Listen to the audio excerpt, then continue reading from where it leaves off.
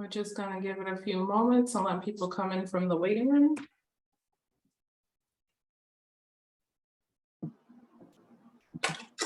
Please make sure you're muted as you come in.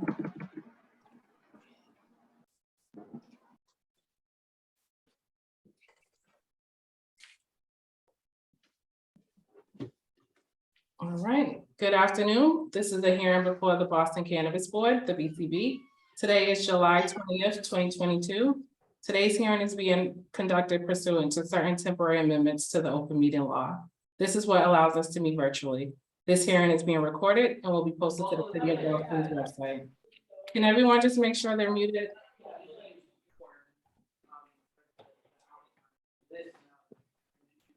Before I review some procedural matters, I will introduce Chairwoman Kathleen Joyce. Thank you, Jasmine. Good afternoon. My name is Kathleen Joyce. I'm Chair of the Boston Cannabis Board, and today I'm pleased to be joined by my fellow commissioners. We have Commissioner Darlene Lambos, Commissioner Lisa Holmes, Commissioner John Smith, and that is it. Back to you, Jasmine. Thank you. Thank you. And my name is Jasmine Nguyen, and I am the Boston Cannabis Board Manager. We are also joined by Allison Quinn, who is the project manager for the BCB.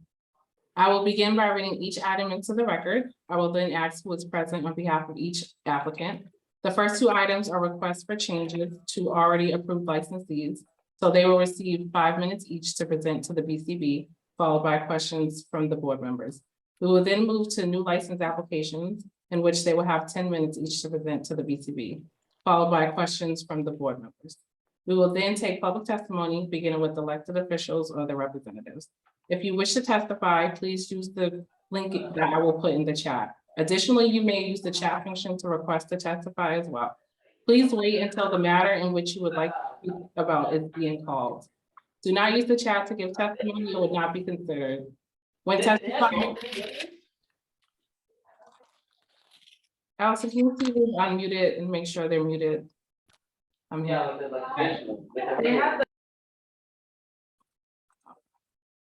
If you wish to testify, please use the link that I'm going to put in the chat. Do not use the chat to give testimony. It would not be considered. When you're testifying, please state your full name and address. Testimony will be limited to 2 minutes, in which time you'll be muted. Additional testimony may be submitted to cannabisboard@boston.gov. The record will be kept open until Tuesday, July 26th at 5 p.m. The BCB does not give any more weight to spoken testimony than it does to written. We will begin with our first item. The applicant is Patriot Care Corp., DBA Cannabis. The license premise is 21 Milk Street, downtown. The license type is a co-located medical and recreational retail cannabis dispensary license. The request is to remove 2 recreational license conditions. One of the conditions is licensee will not sell pre-roll cannabis products. The second condition is licensee will require a minimum purchase of $35. The applicant is also requesting to amend the operating hours from Monday through Sunday, 9 a.m. to 7 p.m. to Monday through Sunday, 9 a.m. to 8 p.m. Who is present on behalf of the licensee? Hi, Ashley Allen, I am. Okay, you may share your screen and begin your presentation. You will have 5 minutes. Okay, let me see here. Is that working for folks? Yep, we can see it. Okay, perfect. Hi, everyone. I am Ashley Allen with Columbia Care, the parent company for, Patriot Care. And there's a thing there that was popping up. Sorry about that. We are located at 21 Milk Street, and here is our cannabis facility inside for those of you who haven't seen it. And a little bit of information about our location there in Boston. We have roughly 28 employees at our Milk Street location, and we have been and continue to be committed to our local talent hiring as well as our DE&I efforts, with a majority of our employees identifying as non-white, and almost 60% of our employees are City of Boston residents. We are very proud of our partnership with Boston, and thank you guys so much for the opportunity to speak this morning on, or this afternoon, excuse me, on our license conditions. Real quickly, I'm just going to quickly go through this. We have taken a number of steps ourselves to prevent public consumption, public smoking in the Boston area around our facility. We've hired new security. We have taken on additional responsibilities with the landlord. We do hourly sweeps of the area with regard to sidewalks, doorways, and alleyways to make sure people are not smoking in public around our facility. And then we also give out materials to each transaction. Today, we're here, as was discussed, to ask for 3 changes in our license conditions. One is extending the hours. The next is removing the minimum basket size, and then removing the prohibition on pre-rolls. So I'm going to go through each of those very quickly. And I apologize, but Jasmine, because I'm sharing my screen, I can't see the clock, just so you know, for the time. So the first I'll go through quickly is the extended hours. The bid provides information, which you'll see here on the footfall of traffic, which a good chunk of that app is actually happening in the evening hours. So in order for us to take a little bit more advantage of that in the information, we would ask that we be allowed to extend our hours to 8 p.m., which mirrors that of Pure Oasis in our area. And that is our first ask. And I believe Jasmine said 9 to 8, but I think we were seeking 8 to 8. But we can clarify that if need be. Our next ask is on the removing of the prohibition on pre-rolled products. So when we came before the BCB last time, we were asked about some direct impacts and some numbers on this prohibition and Patriot Care and cannabis. And so we've done that homework. And so we're back with some information for y'all.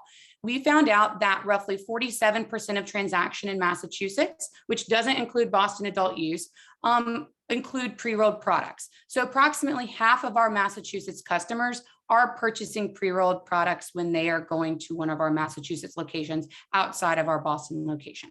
We also conducted a survey of customers for approximately 2 weeks at our Boston location, where we observed over 2,100 customers at that time who were coming into the dispensary to purchase and make transactions. Out of that 2,100, over 1,700 of them, or about 75%, asked about pre-rolls, said they were interested in them, and or our cashiers had a conversation with them, our sales associates had conversations about pre-rolls. Of those that we observed, and this is just those that we kind of tallied and observed, over 200 of those customers actually left without making a purchase when they asked about pre-rolls. So if they asked if we had them and we said no, then over 200 of those customers actually left and did not make a purchase. And in one day alone, we saw a loss of nearly 23% of customers once they found out we did not sell pre-rolls. And finally, the last point I wanted to make on pre-rolls was just that we do see that when we are unable to sell certain products, that does have an effect on the companies that we have wholesale relationships with. We pride ourselves on utilizing local companies and equity brands, but when we can't sell a product, it means that we can't put their product on the shelf. So it does hinder our ability to purchase equity brand products if we can't sell them at all. And finally is the removing of the minimum purchase of $35. And I wanted to just specifically say that we hope that you all consider this to be separate and distinct from the pre-roll prohibition, because if we can't sell pre-rolls, we can't sell pre-rolls, but this minimum basket purchase does affect a number of other products, which you see here. Somebody may want to come in and purchase a sleep aid, which is on here $30, and we would currently be unable to sell that to them if that was all they wanted to sell. And so we have some examples here like muscle rub, some fruit chews, and then sleep aids, which all would fall under this, that if somebody wanted to come in and only purchase one of these, today we would unfortunately not be able to sell them that. And my final comment here would be that given the economic climate that many people are experiencing right now, where they're really taking a look at their finances and determining what they're going to spend money on, we would simply ask, what kind of message is this sending to customers, saying that in order to even walk into our facility, you're going to have to be able to spend, let's say, $50. And so we really hope that we can have a discussion and consider removing this so that any customer who wants to come in and make a purchase would be able to do so regardless of their ability to spend. And that's all I have this afternoon. And I've got a team of folks here who can answer any questions that you guys may have today. So thank you so much for your time. We really appreciate it. Thank you. We will move to questions and comments from the commissioners, beginning with Chairwoman Joyce. Thank you. Just lost my screen there. So, do we have an inventory list for you, or a list of what you sell things for at the retail price? Could you send that to us? We have everything available on our website, so which is a live website with what's in stock at that time. And so we would be able to provide that information, but it is all publicly available on the Cannabis website. Okay, what is the lowest dollar amount of something that can be purchased here? Hold on, let me pull up my thing. The lowest dollar amount is Jeff Rowe. Are you Yeah. able, or yeah? Yeah, I'm here. And we also have Haley, one of our managers. But generally, you find a pre-roll would be one of the lowest at $8 per unit. So you're looking to reduce the minimum purchase from $35 to $8 at this location? Just remove the purchase price, the minimum purchase price So then what altogether. would you be selling things for? What's the lowest price you'd be selling things for? We gave some examples of things that are under that $35. I saw that. Yeah. So all of those things would fall in that category right now that we're unable to sell on their own today. Okay. And aside from pre-rolled products, I do believe one of our lower items is likely a can of seltzer. I think that is under $10, Jeff, if I'm not mistaken. Yes, that's correct. Generally $7. And again, I think we're showing in general that now about 25% of our transactions in Massachusetts are all below $35. And due to the economy and what we're all experiencing, we're seeing that increase, which used to be around 18% in January. And it continues to go up. So you stated that you observed a loss of customers once they found out they had no pre-rolls. So how do you know that someone just walked in and they didn't like anything in your establishment? You questioned them as they exited why they were leaving? We conducted a survey at the register. So if somebody asked, what we see happen fairly frequently in talking to the employees at the store, and Haley may be able to speak more to this, was that folks will often ask about it on the menu if it's not on there. And when they ask about it and we don't have it, many people leave. We've talking to even the security personnel at the front who check IDs, they've said oftentimes somebody will come in, ask about a product, and if he even says we don't have it, they'll actually leave right then as well. So it can depend, but we did specifically in this instance categorize those that when asking left. Okay, thank you. Thank you both. Mm-hmm. I'll reserve my right for further questions after the public testimony. Okay, thank you very much. And to clarify, they are proposing to change the operating hours from 9 a.m. to 7 p.m. to 8 a.m. to 8 p.m. Okay, good. Phew, making sure. Thank you. Commissioner Longos, do you have any questions? Yeah, I do. This is more a question for Chairwoman Joyce and maybe you, Jasmine, and probably good for the public to hear. What is our obligation around these host agreements that had been negotiated and what's in them and the change of these kinds of things that might have been in host agreements? I'm not sure that these are in their host community agreement. agreements. I think some of these are listed on the face of their license, so those conditions are enforceable. There are some conditions that we might hear about, I'm imagining, if the bid is going to testify, that this board didn't feel were appropriate to put on the face of the license. Those were privately negotiated conditions between a group of people and the applicant in order to get support. So we had gone through those at the first hearing and said some of these were not appropriate for us as a municipal board to get involved in, and some became part of the face of the license. I see. Great. Thanks for the clarification. Appreciate it. Did you have any other additional questions, Commissioner Longos? She's good. Commissioner Holmes, do you have any questions? No, ma'am. Thank you. Commissioner Smith? Thanks, Jasmine. No, I don't right now. Okay. Next, we're going to move to those who signed up via the chat. Allison's going to go through those names. The first person we have that signed up was Reginald Stanfield. Wanted to testify for Patriot Care. Are you available, Mrs. Stanfield? Yes, I am. I'm here. Okay, Okay. feel free to proceed.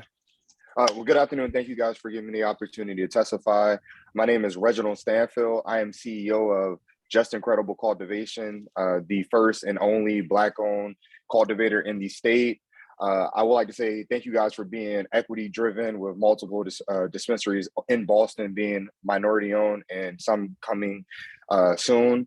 Patriot Care has been a very great customer for us. I actually reached out to my sales team and found us, and having the opportunity to provide pre-rolls to consumers has been a major way for my brand to get known throughout the state and get more orders coming in. So by being able to have the first thing a customer does invest in a brand is a pre-roll, which is a cheaper amount than an eighth would be, comparable to $8 to $55 to some eighths. They will be able to experience new things, new brands, and be able to let companies like mine strive. There are also two other minority-owned companies that provide a lot of pre-rolls, being Freshly Baked and Major Bloom in Worcester, Ulysses Youngblood Company as well. So having the opportunity to sell pre-rolls is very important for our industry. As you stated, 45% of sales. Currently, right now, almost all of our sales have been in pre-rolls for the last 3 months because of the economy and the downturn of the price per pound. It's hard for small independent cultivators to compete when the eighth prices drop as low as they have. So pre-rolls gives us advantage to capture a market share and once again, bring our items to the public. Thank you. Thank you. And I also went out of order. Sorry, Allison. Is there any elected officials or the representatives that would like to speak first? Good afternoon, Good afternoon, Madam Chair and members of the board. My name is Chulan Huang for the Mayor's Office of Neighborhood Services. Thank you, Jasmine. Our office held an abutters meeting for this proposal on June 7th. The Downtown Resident Association and the Downtown Bid has both taken an identical stance on this proposal. Both organizations are not supportive of the proponent's proposed amendments of removing the minimum purchase amount and the sale of pre-rolled cannabis products to the recreational license. They are both, however, supportive of the applicant extending operating hours. At this time, we would like to defer judgment to the board. Thank you, True. Are there any other elected officials or the representatives? Good afternoon, Madam of the Chair, members of the board, Ana Calderon from Council President Flink's office. The councilor provided a support letter for this proposal that I would like to read. I'm writing in support of the application of Patriot Care to extend their hours of operation to 8 p.m. as well as removing the condition of having minimum purchase of $35. However, I oppose removing the condition of not selling pre-rolls as I'm aware of the concerns surrounding this issue. Patriot Care has a track record of responsible operation at 21 Milk Street, and I believe that extending their hours from 7 p.m. to 8 p.m. and removing purchase minimum will not negatively impact the neighborhood. However, selling pre-rolls may bring unwanted on-site consumption, and I have heard concerns from the downtown community and neighbors related to this matter. I hope that Patriot Care will continue to work collaboratively with the Boston Police Department, the city, as well as the downtown bid and other stakeholders. Thank you. Thank you, Anna. Any other elected officials or their representatives? Okay, Allison. So the next person who signed up to provide public testimony is Mr. Matt Parker. Are you available, Mr. Parker?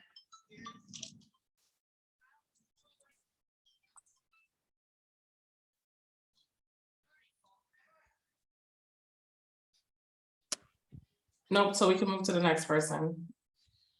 Okay, the next person on the list is Nancy Gerlach. Are you available, Nancy?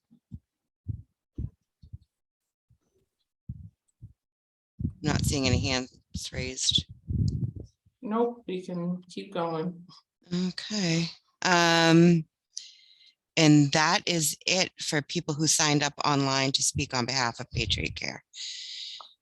Okay. Excuse me, I signed up. Dennis Cunion.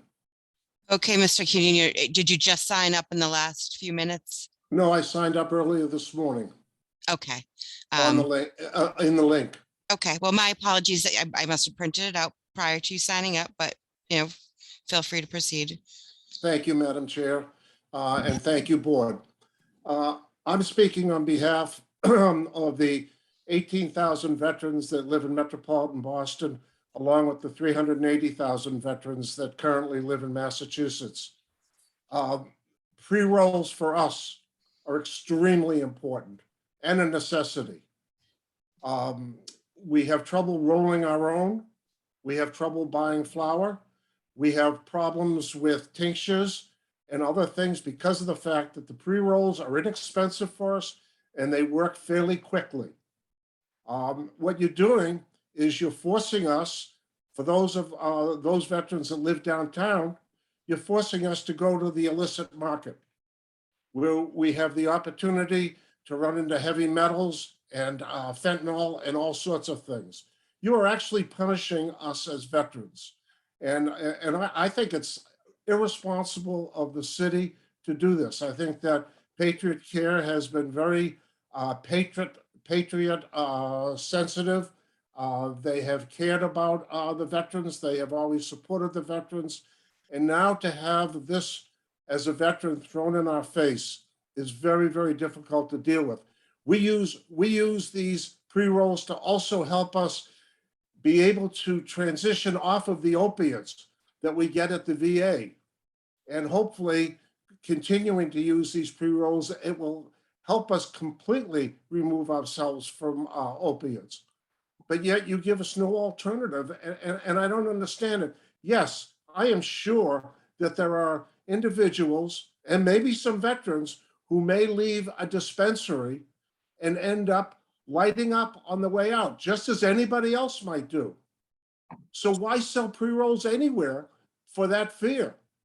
I've spent 60 years downtown and I see people smoking and I see people doing all sorts of things, but I don't see veterans when they leave a dispensary around the state, and I've watched them. I don't see them lighting up until they get at their home or wherever they're going. And I think it's very unfair to use that as a reason not to allow pre-rolls for those of us who are suffering and need it badly. Thank you very much for your consideration. Thank you, Dennis. Next person is Rosemary Boardman from the BID. Good afternoon, everyone. I'm Rosemary Boardman. I am the CFO for the Downtown Boston Business Improvement District and also the interim CEO. Thank you for allowing us to speak today, and appreciate the attention of the board and the participants. So I'll say off the bat, we don't oppose the hour change. That does align with Pure Oasis, which we expect to open later this year in the district, and so they will have the same closing hours, and that's not an issue with us.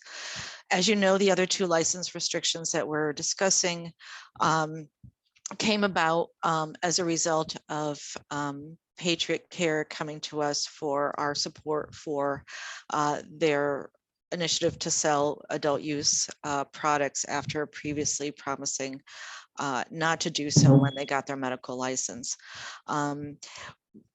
We had members of the Patriot Care team who are here today come to a subcommittee of ours called our Clean, Safe, and Welcoming Committee, which is a board committee that has been tasked with looking at the cannabis issue and responding to various cannabis related issues. So the representatives came, gave a very similar presentation to what you saw. We had a robust discussion with our committee members afterwards. It became clear that people now actually had evidence of seeing people smoking pre-roll products in the district and other places, felt that the demand information that's presented is also a compelling argument for why you would keep the ban, right? Because they're obviously popular products. So we very much want to keep the pre-roll ban. We also discussed the minimum purchase issue, and the committee would like to keep that in place as it is at this time. I don't have any further comments to make. I'm happy to answer any questions, and I appreciate your time. Thank you. Is there anyone else that would like to speak on this proposal? Margaret, I see your hand raised. You can unmute yourself.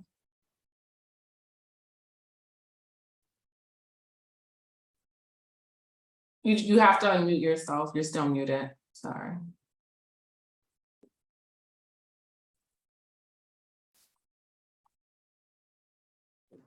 Okay, is that good? Yeah. I'm Margaret Ings. I'm the Vice President of Government and Community Relations at Emerson College. I've been involved with Patriot Care's first application, which resulted in this thoroughly thought out, agreed upon agreement. And one of, I think, a fairness, and one that everyone who was at the table at the time thought would be the best way to go for the community and for the clientele. To open this agreement up and to take two pieces that are vital to the agreement out, which I don't believe you have a substantial amount of evidence why you should do that, only leads one to believe that what next are you going to do, since you changed from medical when you said you wouldn't, and now you have recreational, which I have to say that because of your track record, I think many people did come and support you on that. But now taking out and picking apart the agreement for the second time doesn't make any sense. And I think that it was, again, an agreement put together by Patriot Care and the bid. So Emerson College opposes that for a whole host of reasons, as you would imagine, because students are our product, and pre-rolls and students somehow just are not what we would support. So thank you very much for the time. And I hope that the commissioners will see this in the light of still being positive for Patriot Care, but not for changing this tremendous agreement, which everyone agreed to. Thank you. Thank you. Is there anyone else that would like to speak on this proposal? Not seeing anyone else. Do any of the commissioners have any follow-up questions for the applicant? Can you just remind me, I know I have it in my materials, when you started selling retail? I'm sorry, is that recreational? Yes. Yeah, that was August 10th of last year. Not even a year. And this is the second time you've been before the board asking to remove the conditions, is that right? Correct. Thank you. I don't have any other questions. Do any of the other commissioners have any questions? All right, the board will take this matter under advisement. Thank you. All right. Thank you. You're welcome. The next item we have, the applicant is Verdant Reparative Inc. The license premise is 150 State Street downtown. The license type is a recreational cannabis dispensary and product manufacturing license. The request is to use DBA Apex Noir and to provide an update to the BCB regarding the proposed operations. Who is present on behalf of the licensee? Mike Ross. All right, you have 5 minutes to present to the board. You may begin. Thank you, Manager Nguyen. Hello, Madam Chair. Hello, Commissioners. This is Mike Ross, attorney for the law firm of Prince Lobel at 1 International Place, here on behalf of the applicant, Verdant Reparative Inc. I'm here with my client, Tito Jackson. This is to follow up from a letter we supplied to the board in July 13th, 2022, to update the board as to proposed changes to the floor plan and the overall footprint, if you will, of the operation. When the applicant first appeared before the board in February of 2021, it was its initial proposed floor plans, which was ultimately approved by the board and later by the Zoning Board of Appeal at its property located at 150 State Street. This was a 7-story, this is a 7-story building. And what was proposed to the board in February of 2021 was a 6-story, approximately 8,600 square foot facility that had various operations on floors basement through 6. And what we're here today is to remove one of those floors from the operation. The previous application had the 7th floor not part of the cannabis entity. This proposal is to remove both the 6th and 7th floors from the cannabis establishment. So you'd be going from approximately 8,600 square feet on floors 1 through 6, or on floors basement through 6, to now approximately 7,600 square feet on floors basement to 5. Floors 6 and 7 will be unrelated to the operation and would be separately tenanted by a separate entity, unrelated to cannabis, unrelated to the cannabis use.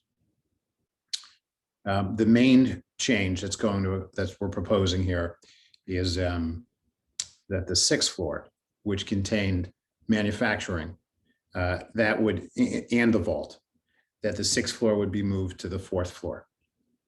The 4th floor was originally just office space. So what would happen here is that the 6th floor would go to the 4th floor where there was office space. The office space will move upstairs to the 5th floor and will be alongside the staff break room. So those are the major changes. The applicant is also separately going through the CCC process, preparing for the post-provisional license inspection by the CCC, which often comes with minor changes to the floor plans in both preparation for the inspection and also post-inspection. If they are asked to add cameras or move things or that kind of stuff. So that process is ongoing, but we are I think we filed yesterday through separate counsel. It wasn't through my office, but I think the applicant filed yesterday, the day before, for their post-provisional license inspection as well. So we would anticipate that the CCC would be viewing these conditions and in the near future. My client, Tito Jackson, is here to help answer any operational questions that may come up. And at that, I'll stop there and pause there and see if there's any questions. Thank you. Thanks. Just one question for you, Mr. Ross, and you might have covered it, but I'm still wrapping my head around the process too with these changes. Have you filed the plans with ISD? I think you said you filed them with CCC. I would turn to Mr. Jackson to see what was filed. Of course, the ZBA plans were filed with ISD. In terms of construction documents, Tito, has any of that been filed with ISD at this point? Thank you very much, Madam Chair and Board. We have filed the plans with Inspection Service Department. I don't have any other questions. Thank you. Commissioner Lambos?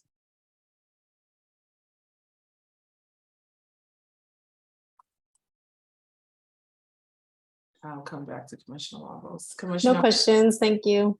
Thank you. Commissioner Holmes? No questions, ma'am. Commissioner Smith? Thanks, Jasmine. No questions.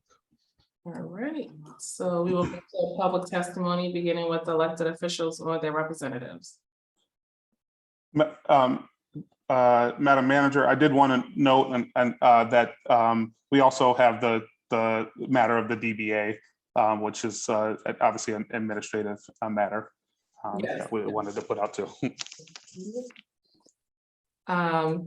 Anyone wishing to speak in regards to this proposal?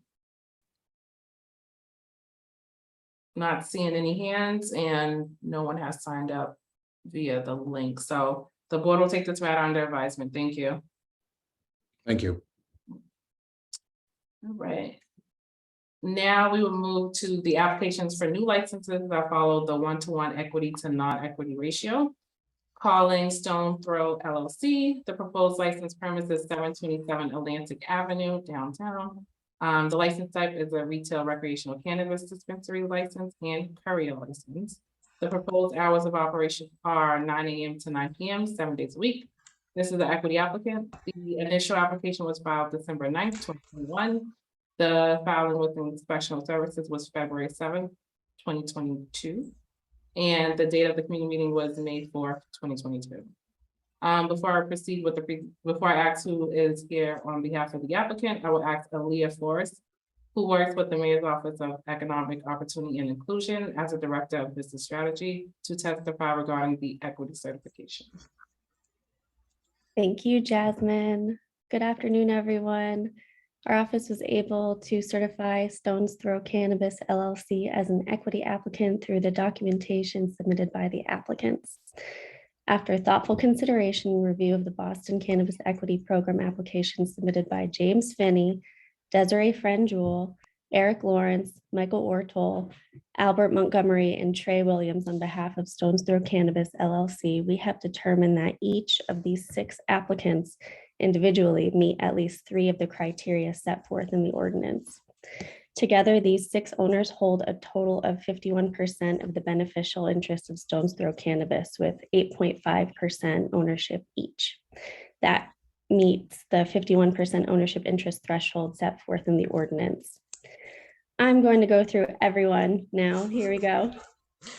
Mr. Finney is a person who resided in the city of Boston for the past 7 years. He was able to provide his driver's license, proof of residence from the city of Boston's election department, with both his addresses on Gray Street and on Bailey Street in Boston since 2008.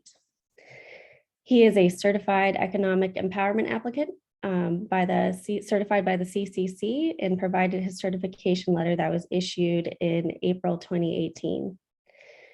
Mr. Finney has also been a resident of Boston for at least one of the last 3 years. Finally, Mr. Finney self-identifies as Black and provided his birth certificate as well. Ms. Friend Jewell was certified as a social equity applicant by the CCC in May 2020, and provided documentation including utility bills and a signed lease agreement that verifies she has lived in the city of Boston since at least 2019. She self-identifies as Latino and Black, and provided her birth certificate with both her parents being from the Dominican Republic. Finally, Ms. Friend Jewell is a person whose annual household income is at or below 100% of the median income of Boston. She provided her monthly unemployment statements for 2021 and also provided her federal tax return that verifies she is below the 100% area median income. Thirdly, Mr. Lawrence is a person who has resided in Boston for at least the past 7 years. He submitted a copy of his Massachusetts driver's license and copies of financial documents, which established that he resided at Greenwood Street in Dorchester from 1990 through 2021. Mr. Lawrence is a person who has resided in an area of disproportionate impact as defined by the CCC for at least 5 of the last 10 years. His address on Greenwood Street is designated as being in an area of disproportionate impact in Suffolk County. As mentioned before, he has lived at this address since at least 1990. Finally, Mr. Lawrence self-identifies as Black and provided his birth certificate as well. Mr. Ortol is a person who has resided in an area of disproportionate impact as defined by the CCC for at least 5 of the last 10 years. He provided documentation, including bills and tax returns, certifying that he has resided in Braintree for at least 5 of the last 10 years. Braintree is a city that has been designated as an area of disproportionate impact pursuant to CCC guidelines. Mr. Ortol self-identifies as Latino and is of Cuban descent. Mr. Ortol provided his birth certificate and his older brother's passport to certify that he was born in Cuba before their family immigrated to the United States. Finally, Mr. Ortol is a person whose annual household income is at or below 100% of the area median income of Braintree. He gave his tax returns and his annual household income is below. I already said that. Sorry, there's a lot. Fifthly, Mr. Montgomery has had a past arrest or conviction for the possession, sale, manufacturing, or cultivation of marijuana from 1971 to 2016 and has been a resident of Boston for the past 5 years. Mr. Montgomery provided his Corey report that shared he had a Class D misdemeanor on file for possession of cannabis. He also provided financial statements from 2017 through 2022, verifying his address on Yarmouth Street in Boston. Mr. Montgomery is also certified by the CCC as an economic empowerment applicant and is a resident of Boston for at least one of the last 3 years. Mr. Montgomery self-identifies as Black and provided his birth certificate as well. Finally, Mr. Williams is a person who has resided in an area of disproportionate impact as defined by the CCC for at least 5 of the last 10 years. Mr. Williams was able to provide documents to certify his residency on Harrison Avenue. He gave us his driver's license and credit card bills and statements so we could verify his address. Mr. Williams is certified by the CCC as a social equity applicant and is a resident of Boston for at least one of the last 3 years. And finally, Mr. Williams self-identifies as Black, African-American, and provided his driver's license and passport. Are there any questions about this certification? Don't think so. Cool. So, thank you, Aaliyah. Who is present on behalf of the licensee? I, Desiree Frangel. All right, you will have 10 minutes to present. You may share your screen and begin. Trey Williams will be sharing his screen.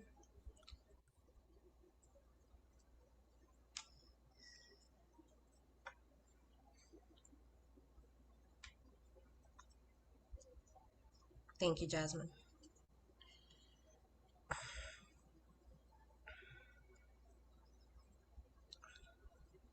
All right, you can begin when you're ready. Thank you, Jasmine. Thank you, Madam Chair and fellow Cannabis Board Commissioners for giving us the opportunity to present today. My name is Desiree Frangel. I am a partner in Stone's Throw Cannabis, LLC. I'm here today on behalf of our members to present our application and proposal. We are certified Boston Equity applicants proposing an adult use cannabis retail and courier establishment to be located at 727 Atlantic Avenue in the Leather District neighborhood of Boston. 51% of our company is certified as Boston Equity, and more than half of us are Boston residents. Our social equity members have faced the barriers of entry into the cannabis industry. Collectively, we have overcome those barriers, and our unique ownership structure allows us to enter the cannabis industry, gain experience and capital, and pursue our own businesses. We are happy to share more information about our team during Q&A. We are proud to share our diversity and inclusion goals and programs, which will ensure we are doing our part to help restore justice in the cannabis space. We will maintain a continuous learning environment, offering our employees the opportunity to learn the skills needed to perform any job within the cannabis industry. In order to ensure people who live in Boston's disproportionate areas have the knowledge needed to compete when entering the cannabis industry, we will offer a bud tender training program curriculum at a nominal cost. 20% of our business will go to suppliers who meet social equity, economic empowerment, and Boston Equity Program diversity requirements. Our company ownership structure already represents diversity, inclusion, and equity, and we want to extend this into our recruitment efforts. 75% will be Boston residents, 50% women and minorities, 15% for our LGBTQ community, 10% for veterans, 5% people with disabilities, and our goal is to employ individuals with Corey at 30%. Additionally, we plan to hire bilingual Spanish, Cantonese, and Mandarin speaking staff. We understand some of the hiring goals are aggressive, specifically with newly released members of society who are limited to working in the cannabis industry due to probation restrictions. We will continuously measure our goals and change our strategy in order to meet them. We are mindful of the impact inflation has upon workers on the lower end of the economic spectrum, and so we plan to offer a competitive wage for local residents between $18 and $22 an hour, with a raise after 90 days and benefits. We will work closely with Mass Hire, the Mayor's Office of Returning Citizens, Elevate, Big Hope Project, and RACA to assist us in meeting our diversity hiring requirement and recruitment. This is our proposed location. It is 0.6 miles from the nearest cannabis establishment at 21 Milk Street and 0.6 miles away from the nearest school, the Josiah Quincy School. Our location on Atlantic Ave is zoned commercial in a primarily commercial street with the exception of one residential building abutting our location. The second floor will be used as a community space, allowing us to host expungement clinics and our pathway programs for employee and Boston residents. There are 4 parking garages within walking distance, and directly across from South Station, our location is extremely accessible via public transportation with 2 blue bike stations, multiple bus lines, train, and commuter rail. We will also incentivize our employees to travel via public transportation. As you can see, we have included 4 maps to highlight the density, number of liquor stores, and host community agreements and parking garages in this area. The downtown area is one of the most heavily populated areas of Boston, so you will see the first map highlights the high density in the Leather District. The second map shows the number of liquor stores in the Leather District, which satisfies demand due to density. The host community agreement map shows more adult use retail approvals in the downtown area.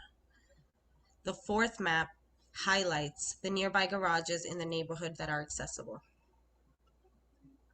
Thanks to the Boston Equity Fund, we commissioned a comprehensive security plan through Windwalker Group. Our product will be stored in the vault located on the first floor of the space, which you will see shortly in our upcoming slides. We will check identification 3 times to ensure products are not sold to anyone under 21. And our delivery of product will arrive by scheduling through our Beach Street entrance. We will be using Plymouth Armor Group to transport monies to and from site.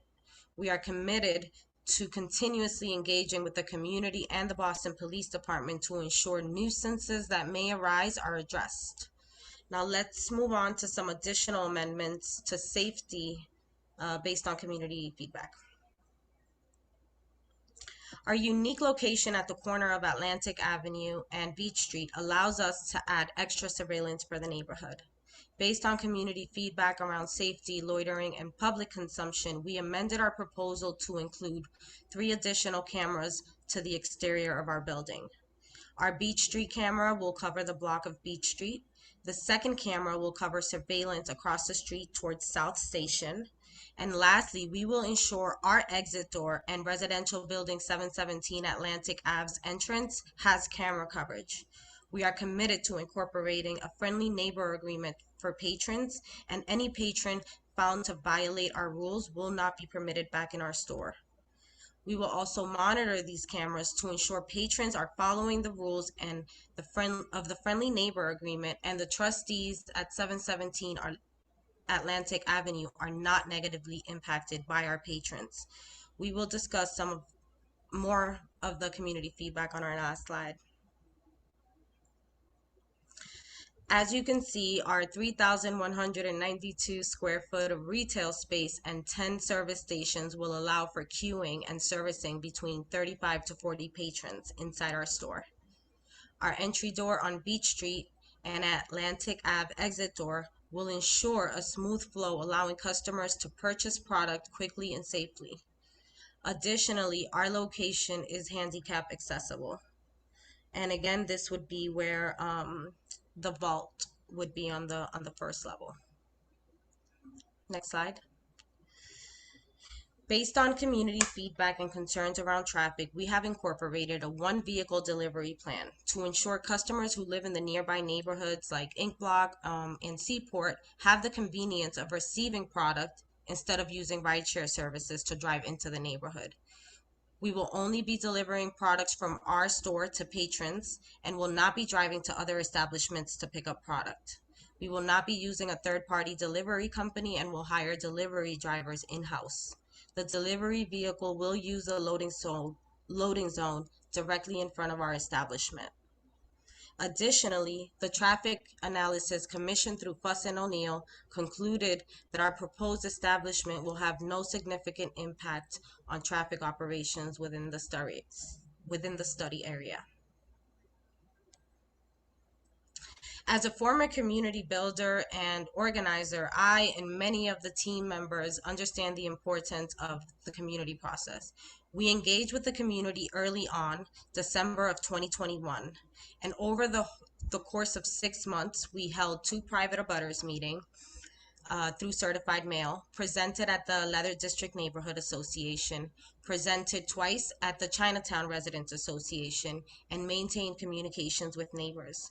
Internally, members of Stone's Throw reviewed actionable feedback and amended our proposal to meet the needs of the community.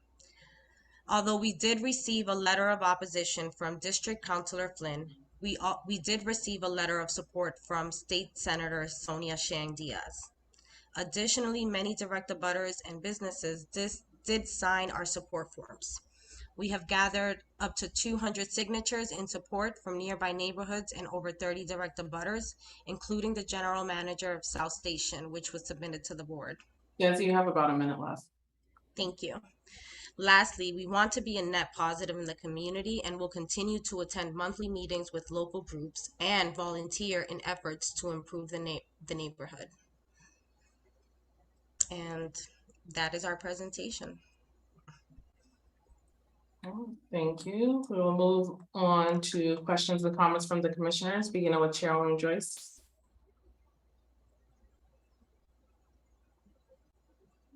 Sorry,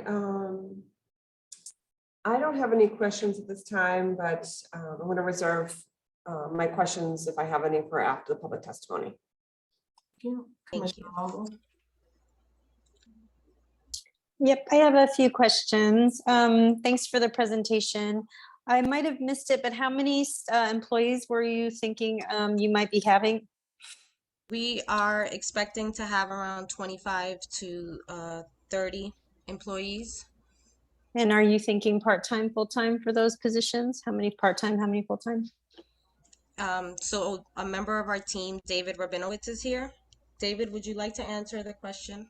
Sure. Our preference is for full-time staff. So wherever we can, this is going to be subject to the employee, obviously, but if we can have people who work full-time, that's what our preference is. Great, thank you. And then can you just tell me a little bit, it sounds like, I mean, I know that we get these memos and some of this was in your presentation, but some hasn't been sort of detailed. I'd love to hear a little bit more about your retention plan, your kind of worker protection plan, your ways in which it sounds like you want to fine tune your employment practices. What does that look like? There's definitely, as I've said in many other public comments and board meetings here, that we have a score sheet that really delineates what we are looking for and what we like to see in applicants to kind of really think through. We want you to be successful, and we want you to think about how we can have the highest worker standards as well for our people that we want to employ, obviously. So we care about workers, we care about the businesses, and so there is a list of things that we are looking for. So I just would love to hear a little bit more about retention plan, worker protections, expressing concerns in the workplace, those kinds of things that are on that score sheet. Absolutely. So as far as ensuring that our employees are able to offer feedback on how to improve management, we will have a box where employees are able to submit their feedback, and we will hold continuous meetings to ensure that all the voices are heard and that we are meeting the needs of our employees. We want to create a positive work culture and allow our employees to grow and feel safe within the company. David, would you like to add to sort of like the retention plan Yeah. that Commissioner Lambos is asking about? If you begin to do any research on what employees like, wages are like number 7 on the list. The top things are, they want to know their voices are heard, feeling of inclusion. They find the work challenging, which also means that they're learning. So we're really more focused on one piece of it is to provide good wages and good benefits so that people want to stay there and make it an attractive place, but also continuous learning, having the employees involved with a lot of decisions. Doesn't mean it's the employees are making the decisions, but they feel like they're part of the organization. Regular meetings where they know what's going on, cross-training them, educational opportunities. There's the responsible vendor training program through the Cannabis Control Commission. I know some licensees kind of push their people into it. We're looking for educational programs like that where people can learn more about the product as well as the industry, because we think challenging folks in that way and keeping their interest is what's going to keep them with us long term. Thank you, David. Thank you. I would love to see that in writing in your proposal, in your application. That would be very helpful to see I that think we detail. had that in there. I think we talked about developing a continuous learning environment. I believe that was in the document we submitted. Yeah, we'll review the document and send any additional info, Commissioner Lambos, regarding retention plan. Great, thank you. Thank you. Commissioner Holmes, do you have any questions? I do, and it involves the public space, the shared space. So I'd like to know how you're going to utilize that. And I also like to hear a little bit more about the expansion program that you're going to be doing there. Absolutely. So Blake and Albert Montgomery have both hosted expungement clinics in the past. They'll actually be leading the expungement clinic. So I will let them tell you a little bit more about that. Sure. Thank you, Desi. This is Blake Mensing, founder and CEO of Stone's Throw Cannabis. So yeah, I'm a cannabis attorney by day. So I have volunteered for years to do expungement clinics and sealing clinics and have the skill set to do so. The basic ticket of admission for folks to use our second floor, if it's not an event or an educational seminar that we're hosting ourselves, is essentially just a nonprofit with a restorative social justice focus. So whether that's a resume review and headshot and sort of training folks to improve their interview skills, to the nominally priced bud tender training that we mentioned that will be available to anyone in the city in an area of disproportionate impact. The theme is really to educate, give skills, and get folks a leg up into the industry. Whether they end up working for us or another retailer across the state, that is important to us. Both David and I were social equity trainers under the Cannabis Control Commission in their first cohort. That's how we met most of our team members. And yeah, we are focused on restorative social justice minded groups. We've listed the ones we've had dialogues with so far. We are certainly open to affording that space to anyone who's doing stuff that advances equity in the city or allows someone to gain some skills in the cannabis industry. Okay, and my concern there would be no retail product or any product will be allowed on that public space. Am I correct? 100% correct, yes. That's correct, yes. Okay, thank you. Good work. I like that. Thank you. Commissioner Smith? Thanks, Jasmine. For the diverse suppliers, you talked about 20% of the business being conducted by certified diverse businesses. Do you have a sense and a list of those already? Yeah, I can handle that. So we've contracted with Smart Security as supplemental security on site. That is a minority-owned business founded by Jerry Smart, who was a Boston police officer for several decades. We've also had discussions with Janey Construction to do our build-out. So yeah, the suppliers we're focusing on are pre-operational and post-operational. Really, security and build-out are the main dollars we'll spend before we get to opening day, hopefully. And then that commitment for 20% extends out to our actual product suppliers. So one of the earlier presenters, Reggie Stanfield is someone I've talked with before. We would certainly look to him. We'd look to Freshly Baked. And again, because I'm a cannabis attorney, I've helped get folks, over 90 licenses, many of whom are social equity and economic empowerment, license holders. So we would flex our collective network. Everyone was a participant in the social equity program and built up their network there. So we're really going to look forward to supporting folks, and not just in terms of buying their products. We're also going to have basically a digital, wall, the TV in the space that will tell the brand story of any disadvantaged business enterprises whose products we're selling, whether it's a social equity company or economic empowerment company. Okay. Next question was, can you delineate a little bit about your worker benefits? So you talked about the continuous learning environment. What benefits are you offering them? You mean employee benefits? Yes. Health, dental, vision, short-term disability, and then we believe within a year we'll be able to get a 401k plan going. And it'll be a matching 401k. So it won't be just the employees putting money in, it'll be us encouraging them to put money into a retirement account by a matching program. Okay. And I think you left out, sorry, Commissioner, Yep. you left out, David, that we are going to be subsidizing transportation. Oh, for yes. employees as well. Subsidizing transportation, you said? Charlie Yes. cards.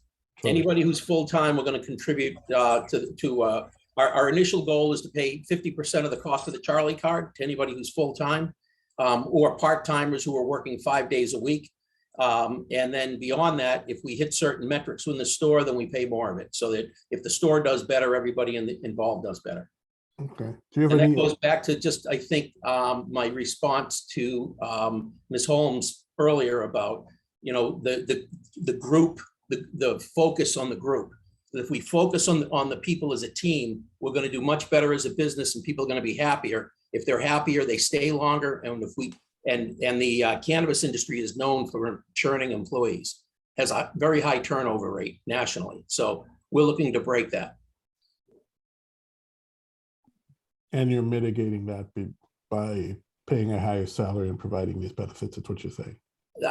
That's more the teaser to get people in. What's going to keep them there is not the pay. Pay is like number 7 on the list of things that are important. What's going to keep them there is the way that we treat them, continuous learning, opportunity to make suggestions and actually have people listen to it and implement it, even if it's only on an experimental basis to see if it's going to work. It's people actually feeling like they're part of the team. It's that issue of inclusion ranks like in the top 2 items for employee satisfaction. And growing within the company as well. Yep. How do you measure that? I'm sorry, how do we measure which? People feeling that sense of satisfaction.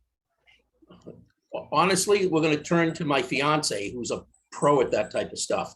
She does a lot in social. She's a professor at Babson and focuses on social impact issues. So she actually understands how to measure that. Things like measuring grit, training programs where how they measure how people felt about a subject when they came in versus after they've gone through the training. So we're going to lean on her to help us design that when the time comes. And just one point, our suggestion box for employees, we're not going to put in the break room, which we found might encourage people to skip it for fear of a coworker seeing them put something in there. So we're going to install those in the restrooms where obviously people have inherent privacy. So it's truly anonymous to give genuine feedback, which we want to hear. We want to be the best employers people have had. Bathroom breaks will become important, right? Yes. There was a lot of concern in some of the letters in, the transitory nature of South Station and you being close in that area. And, I think the concern is valid in the sense that there are a lot of people who come through South Station, a lot of people are visiting and so forth. And how are you thinking about mitigating some of the impacts from that? We're really more focused on the commuters, but I'm going to let Desi take that. Yeah, well, we actually just received our traffic study yesterday. We sent it in, we submitted it to the board this morning, but this is a very walkable neighborhood. We've done 100+ hours walking around the neighborhood, gathering signatures, talking to stakeholders and residents. And, people are are moving through the leather district quickly. They work in the area, you know, they're in and out. The only loitering that the community seems to be dealing with is you know, your typical loitering that happens in just about every neighborhood. But we are expecting most of our patrons to be walking traffic. We're not expecting people to be driving in. And we think that South Station, having South Station across the street is actually a big plus, because we will be attracting more commuters as opposed to people driving in. And just one last point on that, the commuter angle. Many of the folks utilizing the commuter rail are going back home to towns that have brick and mortar retail bans. So while Massachusetts has the highest percentage of adults in the entire country that admit to consuming cannabis regularly, at 21% of our population, there are still some towns who said, you know, not in my backyard. That doesn't mean the residents don't enjoy the product. We do expect a fair number of professionals on that commuter rail to make a quick stop in, hop on their train. Albie actually had a great idea to include a video board of the train schedule in our store. So those who are waiting to catch a train aren't going to be, you know, panicked or in a rush, and we'll do our best to get them in and out and on their way. Thank you so much. And I'll quickly add to that we did receive a letter of support from the general manager at South Station. I saw that. Thank you. Do any of the other commissioners have any additional questions before we move to public testimony? No. All right, we'll move to public testimony, beginning with elected officials or their representatives. Hi, good afternoon, everybody. It's Chulan Huang again from the Mayor's Office of Neighborhood Services. Good afternoon, Madam Chair, members of the board. The Office of Neighborhood Services held a butters meeting for this proposal on May 4th, 2022. Concerns were raised by butters as the proposed location is within a half-mile of an existing cannabis dispensary. There is currently a significant amount of vehicular congestion at the corner of Beach Street and Atlantic Ave. There are concerns that adding a new vehicle-dependent business is going to further hamper movement in and around the Leather District and South Station. Previous to Desi just mentioning that they had submitted a traffic study, I was not aware. So I would suggest that the board take a look at that. But the Leather District Neighbors Association has taken a stance of opposition to this proposal. And we have also received numerous letters of opposition from abutters. At this time, we would like to defer judgments to the board. Good afternoon, Madam of the Chair, members of the board, Ana Calderon from Council President Flink's office. The councilor provided a letter of opposition on this proposal, and I would like to read some of it. I'm writing in opposition to the proposed cannabis dispensary on 727 Atlantic Ave in the Leather District. I've heard from residents and community leaders about their concerns about having cannabis dispensary at this particular site. The proposed dispensary will diminish the quality of life of the residents who live in the Leather District. The streets of the Leather District already suffer from regular unwanted smoke that filter into living spaces and negatively impacts residents' health and safety. At the opening of this dispensary will likely impact the air quality in their streets and alleys. Another concern is vehicular congestion. Traffic is already quite significant in the area, and adding a new vehicle-dependent business will further increase the problem and hinder the movement in and around the neighborhood. There is already the lack of parking spaces in the area, and this business will increase double parking on Atlantic Avenue, further exacerbating this problem. Residents are also concerned that this dispensary will encourage loitering in the neighborhood, which is already an issue with the number of people experiencing homelessness, loitering in the area as a result of the pandemic. Overall, the residents do not find this proposed location to be suitable for a dispensary and have concerns about how this will negatively impact their neighborhood. Thank you. Thank you, Anna. Are there any other elected officials or their representatives that would like to speak? Yes, I would. I personally support the location requested. Are you, sorry, are you an elected official or a representative of? No, no, I'm sorry. Okay, I'm so not. any other elected official or representative that would like to speak? All right, we will now move to public testimony, beginning with those that signed up via the link. Okay. Allison, if you want to go through that. Please. Sure. So Mr. David Jean Jacques has signed up to speak on stone throw. Are you available? Yes, hello. Hello, I'm available. How you guys doing? Okay. I just want to say good afternoon. My name is David Jean-Jacques. I'm a lifetime resident of Dorchester, Mass. I'm speaking in support of Stone Throws Cannabis because they're pioneering the opportunity for social equity to gain ownership in the legal cannabis industry. I really like the model that they have, and less than 20% of Massachusetts cannabis licenses are owned by people of color. And the business has also made strong commitments to provide expungement services and support local nonprofits such as the Big Hope Project. The location is very accessible by public transit and will be a commuter-friendly cannabis business owned by local residents that have been previously harmed by the war on drugs.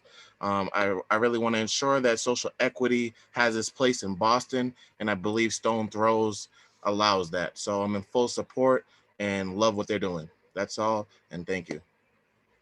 Okay, thank you. Is Lisa Galtieri available?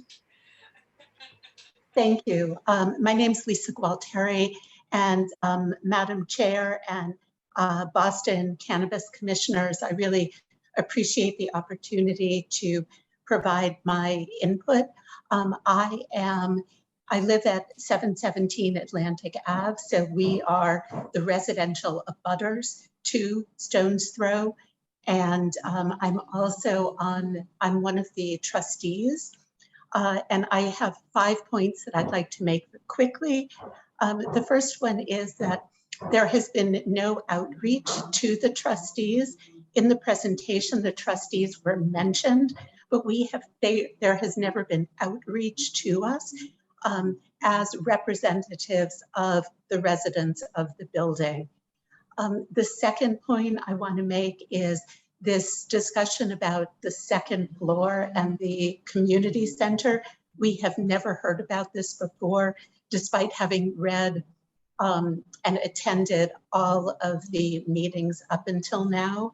And I'm not quite sure why this is being added. And I believe that there are some significant implications. For instance, the hours of use were never mentioned. And if this is going to be used by people who are arriving there on foot or on public transportation, or if that is yet another concern in terms of traffic. There was mention about joining in monthly meetings with the Leather District residents, and the only meeting that they have been at was one to which was attended by residents and by owners of businesses in the Leather District. They are not yet either of those categories. They were not invited to the meeting. And I believe that even their presence there was disrespectful of the residents of the Leather District. And so when they talk about joining monthly meetings, Lisa, everyone has a 2-minute limit. That's okay. Minutes. Okay. Yeah, thank you. I appreciate that. The parking study, the traffic study is something that many people have requested. Lisa, you would have to submit the rest of your testimony in writing. Thank you.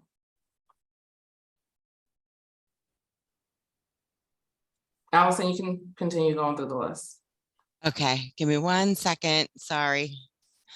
The next person on who signed up is Denise Ayala. Are you available, Miss Ayala? Hi, yes, can you hear me? I am here. Yes, we can. Thank you guys so much. Good afternoon, everyone. And as mentioned, my name is Denise Ayala, and I live at 315 on A Street on the Seaport District, and I work in the Leather District. I've attended meetings for this applicant before, and I just want to go on record in support of this proposal. I've been a lifelong resident of Boston, and I know the importance of having minority-owned businesses in neighborhoods that aren't normally accessible to minorities. So I think this is good, and I think it's a welcome change. And I just want to go on public testimony, just saying that I am in full support. Thank you. The next person who signed up is Akini Otieno. Are you available?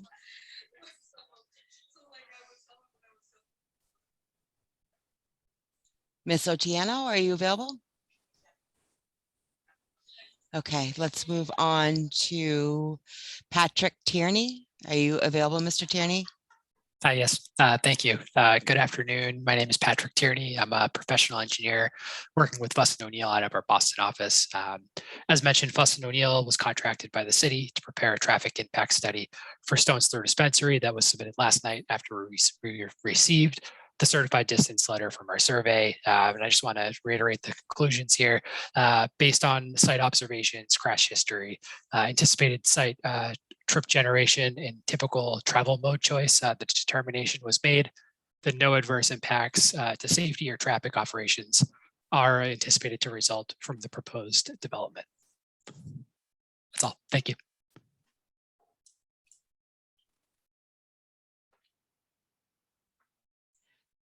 The next person who signed up is Mika Winder. Are you available, Mika? Hi, I'm here. How are you? Thank you. Hi, my name is Mika Winder. I am a business owner in the South Bay area of Boston. I own the Pearl Seafood Grill and Raw Bar. I am a supporter of Stones Throw Cannabis. I have known the operator personally for over 30 years. He's always done business that supports the economic growth of the community. And I also want to reiterate the importance of having business in areas that are not normally accessible to minorities and minority businesses. So we offer our full support to Stones Throw. Thank you, Ms. Winder. Sure. Udo Naziat has signed up to provide testimony on behalf or for Stones Throw. Are you available, Mr. Naziat?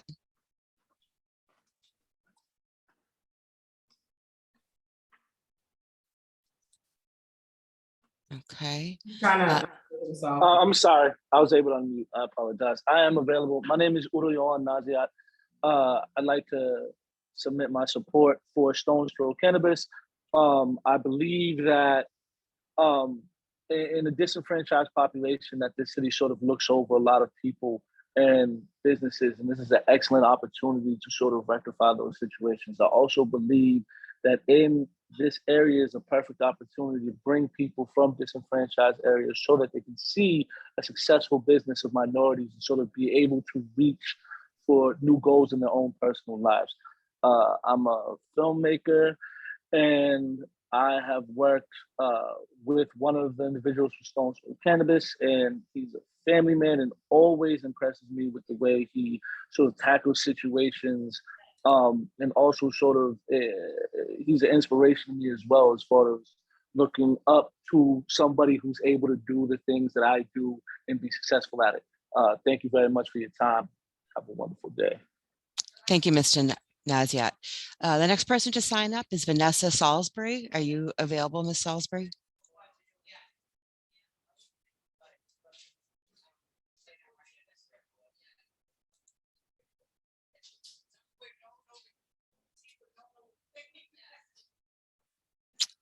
Okay. So let's move on to Catherine Friedman. Hello, good afternoon, commissioners. I live at 107 South Street in the Leather District. I've submitted an opposition letter. I won't go over all of the details there. I'll let you read that. I do feel the need to respond to a number of items that were brought up in the presentation, though. One is that it was said that there's only one residential building abutting this location. There are actually residential buildings on both sides of this building. There are a lot of children that live in those buildings, as well as children that live in residential buildings all throughout the Leather District. So I do think it's important to note that. Also, we saw some maps. One was of all the liquor stores in the neighborhood. There is one liquor store in the Leather District, that is Sagarino's. which currently closes at 7 p.m. I noticed that Stone's Throw hours or that they're hoping to stay open until 9 p.m. So that's inconsistent with other dispensaries and other neighborhood businesses. Also, the list of garages shown in the neighborhood, those are not all viable options. 745 Atlantic is currently closed. One Greenway requires reserved parking in advance. So I do want that noted for the record. And also, there has been a significant amount of neighborhood opposition to this proposal. It has been pretty universal within the Leather District, and so that needs to be noted. There also have been a number of health and safety questions that have arisen in meetings with the applicants, and many of those regarding secondhand smoke, security monitoring of the back alleys behind the space. A lot of questions that have not been answered, and I do feel like the applicants need to answer those questions before this application should even be considered. Thank you. Okay, thank you, Ms. Friedman. Is Trina Bowser available?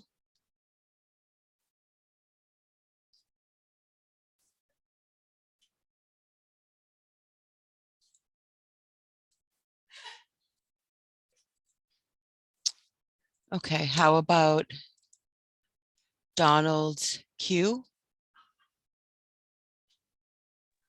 Yes, I'm here. Okay, thank you, Donald. My name is Donald Q. I personally support the location requested for Stone Throw Cannabis. I grew up in the Boston area of Dorchester, and I've had the pleasure to know Mr. James Feeney of Stone Throw Cannabis through an employment opportunity at the age of 16. He's been a big support system in my life. From then, I'm 38 now. Since knowing Mr. Feeney, working for him, and on a personal level, he has been selfless and hardworking, and always had a positive insight. As a young man, Mr. Feeney has deterred the direction of my life into a positive direction. He gave me my first job and has been just a positive male figure. You know, growing up without a father, he's stepped in, and I've also witnessed this for so many other young men and women. He's always given life advice, and I could credit him for the man I am today. Today I work at Takeda as a GMP tech. You know, he's instilled hard work ethics, and if he's a part of Stone Throw Cannabis, I personally can assure Mr. Feeney, being involved in the business, it will exceed the expectations and be a success. Thank you. Okay, thank you, Mr. Q. Is Andrew Molen available? Hello, how are you? My name is Andrew Mole. I'm a Charlestown resident and I've lived there for 10 years. I definitely support the equality of what by the cannabis industry is bringing about, and definitely support Stone Throw Cannabis. Okay, thank you. Is Mr. Brian Chavez available?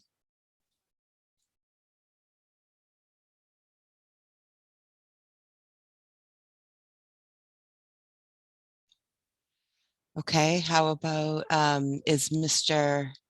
Russell Eng available?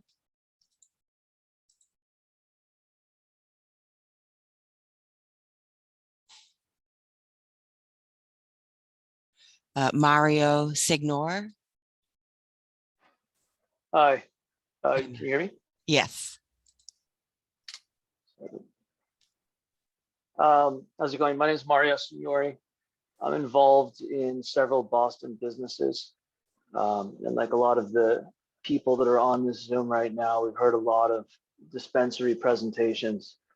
I think the people that really know about how these dispensaries work and how they affect the community and the people that work there and the ownership structures, a lot of us can agree that Stone Throw is a breath of fresh air. They're offering what every other dispensary should be offering. Their corporate structure helps six social equity participants get into the industry, into a democratically run organization. This is how you provide more seats at the table at a business that's mostly been only open to incredibly wealthy multi-state companies run by Fortune 500 people, not people from the local community like Stone Throw is offering. This location is great, and the team is a sterling group of people that deserve an opportunity to participate. I think we need more dispensaries to have this structure in Boston.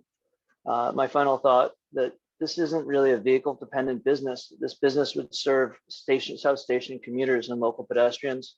And I would like to offer my acknowledgement to the residents and the people that are afraid of a dispensary there. I understand because they live there, they're worried about it, but dispensaries are actually bringing up property values and security.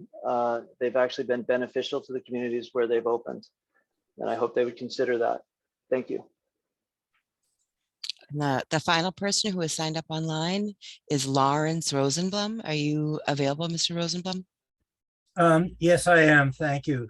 I did submit a letter in opposition, so I won't repeat that, with the exception of quoting a couple of lines, which is, while it's clear why a cannabis dispensary operator would want to be located in the Leather District, it is those very reasons it should not be allowed.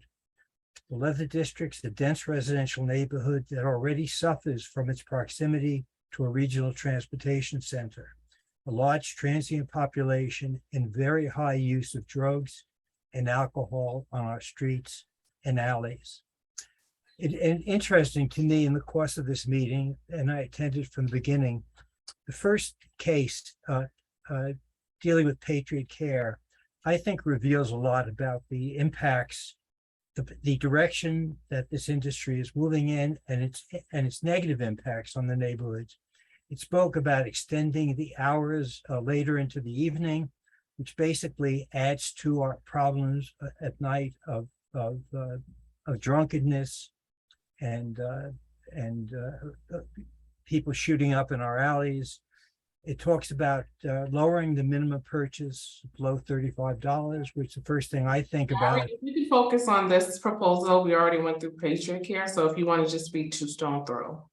Well, I think that what I've learned tonight really reinforces my feeling that despite the social benefits, and I do not disagree with them at all, there is a component to this that deals with the location of the facilities. This is not an appropriate location for this facility. Thank you. Okay, and that concludes all of the people who signed up online. All right. Thank you, Allison. We have a few hands raised. I'll go in the order that I see them. Roger Berman. Thank you, Madam Chairman. I'm a commercial property owner. I own buildings on South Street and one that backs up on the next block on Atlantic Avenue. What I specifically don't want to speak to is the things that I think they've done very well here in terms of social equity, their team, a lot of the questions that they've been asked to answer, I think they've answered. The one that they can't answer is the one that Ms. Friedman, Mr. Rosenblum have both raised, and Councilor Flynn, and that is, this is a wildly inappropriate location. I would like to see what the scope was of the traffic study. I'd like to see the methodology of this traffic study. Atlantic Avenue is in almost perpetual traffic failure. It's not the cause of a dispensary that isn't there yet. It's Ubers and Lyfts who double park. It's people who pick up and drop off. It's the businesses in the area that need to be supplied, as will this dispensary. We get zero cooperation from the Boston police. The transit police are a complete and total joke.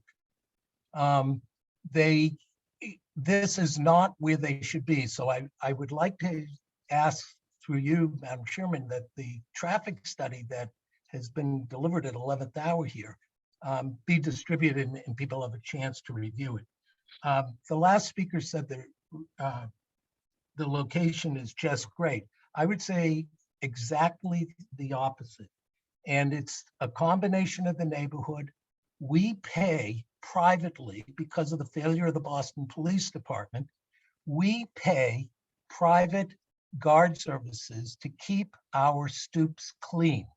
of people who set up to live there. Directly across the street on Atlantic Avenue, there is open green space along. Mr. Berman, there's your 2 minutes. You can submit the testimony in writing. Thank you. Okay. Next hand is Brian Keith. Hello, I won't take up too much time because Mr. Signori literally said a lot of the things that I was going to say, but I do want to say that, you know, the makeup of this team is exactly what the Boston Cannabis Board, the City of Boston, as well as the state of Massachusetts wants to see as we bring more cannabis proponents to the table, and that's people of color, and that's local people, you know, who've been living through this their entire lives. Additionally, as a character witness, Mr. Finney is my business partner in our Grove Hall location. So as it pertains to experience and having experienced operators, these are experienced people of color. A lot of my knowledge has come from Ms. Franjul, who's, you know, I've been speaking with her since 2018 about cannabis in this market. And then Mr. Mensing, same thing as pertains to people who come to the table with, you know, years and years of knowledge of how to, you know, bring these things successfully forward. This team could not be set up or organized any better. And then I know that there are other applicants who are looking for the same area. As an applicant on Newbury Street, where we have, you know, 2 other businesses, as well as Grove Hall, where there's, you know, Pure Oasis, who was the first. This city is big enough, and these areas, especially this specific area that these proponents are looking at, to support multiple cannabis operators. So that should also not be an issue as we, you know, discuss whether or not this proponent should move forward. Thank you very much. I go in full support of this. Thank you. Pat Tierney has his hand raised. Thank you. I just wanted to add that our scope included a distance certification letter, and the surveyor had determined that there were no proposed or operating dispensaries within a half-mile of the Stones Throw dispensary. That's all. Thank you. Thank you. Is there anyone else that would like to speak in regards to this proposal?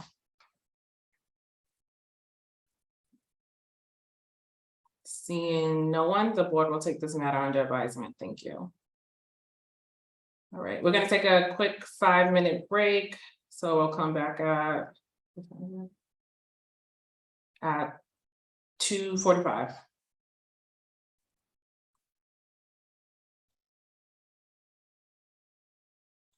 All right, so now we will move on to old and new business. The following applicant was deferred from the BCB's June 22nd, 2022 voting meeting to give the applicant time to provide more information on employment plan, security plan, proposed takeout window logistics and security, an explanation of observed traffic conditions, and further communications with local elected officials. No additional testimony will be accepted on this matter. The applicant is Cannabis Healing LLC. The proposed location is 4 Neptune Road, East Boston. The license type is a retail recreational cannabis dispensary. The proposed hours of operations are 10 a.m. to 10 p.m. 7 days a week, and this is a non-equity applicant. Who is present on behalf of the licensee? Wanda Pettigrew Jones and Brian Jones. Hello. I'm sorry. Go ahead. You'll have 5 minutes to address the concerns that the board had at the previous meeting. So you may share your screen and begin. Thank you.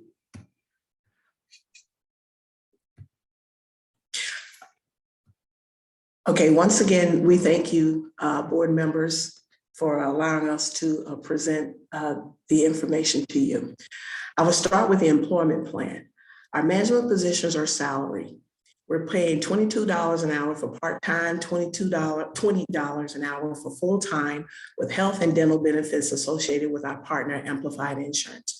We will have 7 to 8 employees, will always be in the store to ensure proper support, 5 full-time, 3 part-time.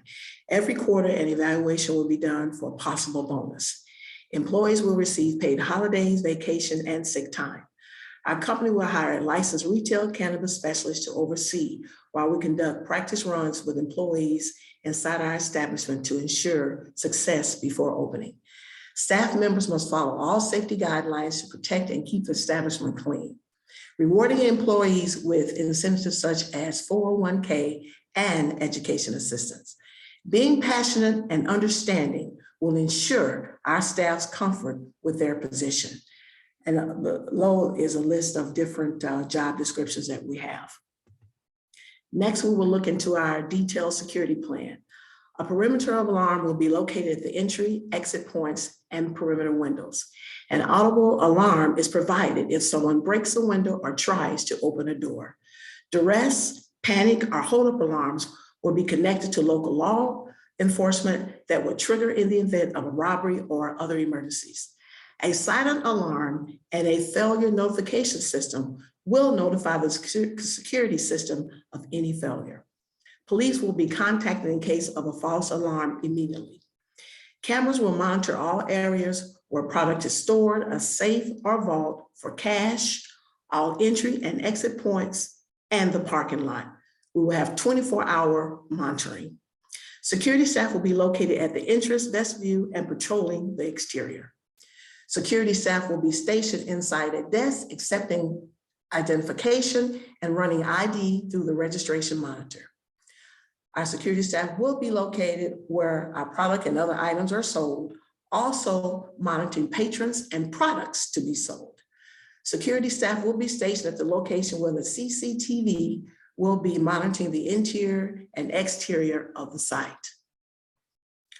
All the nights in security staff will secure doors and help escort individuals out after completing final purchases. Afterward, they will patrol the exterior, ensuring the area is secure for the night. Security shuttle will be installed to cover the pickup window, the exit door near the parking lot, and outside the basement product room after closing. Monday through Friday after school hours, a representative from Cannabis Healing will be available to direct traffic for children returning from school. An alarmed security guard from Guardian Capital will pick up funds for the establishment to deposit in our business account with Needham Bank. Basement security doors for all products transported to us from other licensed CCC distributors with security on guard. 2 to 3 verification points to ensure minors can't receive product. Must be 21 and older to enter premises and have strict dispensary protocols.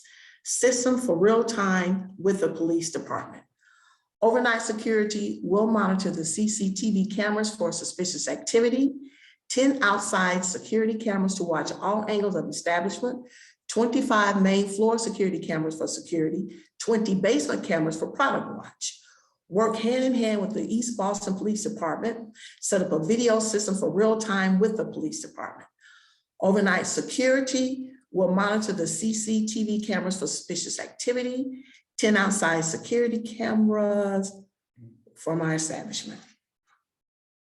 And if there's any additional questions that you might have in reference to our security, we have our security experts online to answer any questions or concerns you may have. The pickup window logistics. We're using the Hyper and Flow Hub software technology. Customers will download the Hyper app on their phones to check in the store for purchases online. A phone number will also be available online for placing orders. The Hyper app allows electronic purchases directly from your checking account. Purchases will be processed by debit card only. After purchase, each order is recorded into our POS system and the customer will be notified when the order is ready. We'll have television and iPad platforms which will display each order on the monitor. CIO technology software will be used for maintenance and any issue to ensure the flow of orders. Once the customer arrives to pick up their order, the bartender will check the ID in the scanner to verify their age, identity, and order. 2 pieces of ID will be shown to prevent the underage from purchasing products. The purpose of the window is to eliminate long lines and accommodate the customer because of the orders are prepaid. Each customer will present a confirmation number and all orders will be organized according to the name and number. The packing tender will distribute the order promptly to the customer through the secured window. We will use sanitized gloves for product handling, and our goal is to be quick and organized for our customers. The customer has 24 hours to pick up their product or to notify us if they need additional time. Otherwise, the money will be refunded through our system. The window we have is a double impenetrable glass that will be a slide up and down controlled by the interior tender. Security will be posted in this area to ensure all transactions run smoothly. Only prepaid orders will be accepted at the window as stated. The purpose of the window as stated is to eliminate long lines and reduce the traffic, and because the orders are prepaid. Brian, that is your 5 minutes if you want to give a quick high level additional point. Okay, well, I'll just, this was a security plan for our pickup window and our traffic observation. This is what we have for our traffic observation. I'm sorry that If you want to you can briefly go through that, just. Okay. Well, our observed traffic conditions, as stated, our hours of operation are 10 a.m. to 10 p.m. Monday through Sunday. Our timeline of the personal observation was April 6, 2021 to March 20, 2022. We have observation of 6 main streets measured by traffic conditions and daily traffic flow of the 6 streets. We have, we are definitely notified to let people know that the extreme traffic heavy hours and the timeline, and we will make sure our customers understand that. And we will do everything we can to ensure the flow of traffic and to make sure we won't be a nuisance to the community. All right, thank you. If you want to stop sharing your screen, we will move to questions and comments from the commissioners. Chairwoman Joyce. Thank you. What is the plan for controlling, like lining up outside? Where would they do that? Well, with our security partners and everyone outside, we're gonna make sure to ensure that no one walks out of the establishment and tries to light up, or we don't want anyone around our establishment smoking. So between our traffic director and our security team, they'll be doing around the clock during our hours from 10 to 10. We will ensure that no one is smoking in our premises of our location. I mean, like when people are waiting to go inside, where do you line them up? Oh yes, we line them up. Oh, so we'll have a personal director that kind of goes out to kind of greet customers and try to create a friend-to-friend basis. And that person with the traffic director and along with the security person, we will ensure to let everyone know that while you're standing in line, there's no smoking on the premises at all. You have to leave the establishment completely before any products are being viewed. Great, I don't have any other questions. Thank you. Thanks, man. Thank you. Commissioner Lombos. No, I don't have any questions. Thanks for all the supplemental information. I appreciate it. Commissioner Holmes. No questions. Thanks for the supplemental information. Thank you so much. Thank you. Commissioner Smith. Hey, thanks, Jasmine. Thanks for all the supplemental. And also, can you just clarify? I'm just looking at the traffic thing. Extreme heavy and extreme. Okay, so pretty much how when we did the extreme, we were on the website as well with the website, and we're also when we was there in person, we were just kind of noticing, we were kind of doing the traffic observations from kind of how the website did it: mild, medium, high, and extreme traffic, and where we just kind of noticed where from pretty much on the weekends, from anywhere from 1 to 4, those are pretty much the major traffic heavy traffic on that Neptune Road. And that's pretty much where extreme traffic would be, pretty much stop to stop, anywhere from 4 to 5 minute delays. That's where extreme traffic was, that's the definition of the extreme traffic. Mild and medium, to be the traffic was pretty much flowing. There wasn't any delays. I'm sorry. All the delays. And what's extreme heavy? Extreme heavy would be 4 to 5 minute delays where they're just bumper to bumper. They're standing in one location. That Neptune Road, that small street, we noticed on the weekend, on weekend times that it's a lot of bumper to bumper traffic on Neptune Road. And you're close to that, right? Yes, we're close to Nelson Road, yes. All right, thank you. Yes, sir. Any other additional questions from the commissioners? No. We are not accepting additional testimony, but I do see we have Ellie Sanchez from District 1 Council's office. I'd like to speak. Thank you, Chair, and thank you to all the board members and commissioners. We sent a letter. Councilor Coletta supports this business, so Cannabis Healing LLC. They have shown, you saw their details of their operation, the security, the traffic, and they've also committed to being having a positive impact in the community of East Boston. So we want to support them. We want to support more Black-owned businesses in the community. And we look forward to working with them. But you have my letter, so I'm not going to go on and on. Thank you so much. Thank you, Ellie. Obi, I do see you have your hand up. Again, we're not taking additional testimony on this matter. You can submit something in writing to cannabisboard@boston.gov. Thank you. Well, yeah, those are all the matters before the board today. The board's voting meeting will take place next Wednesday, July 27th at 1 p.m. The information will be posted on our website, boston.gov/cannabis. Again, the record will be kept open until next Tuesday, July 26th, till 5 p.m. Thank you all for attending and enjoy the rest of your evening. Thank you. Have a great day. Thank you. Thank you, Jasmine. You're welcome.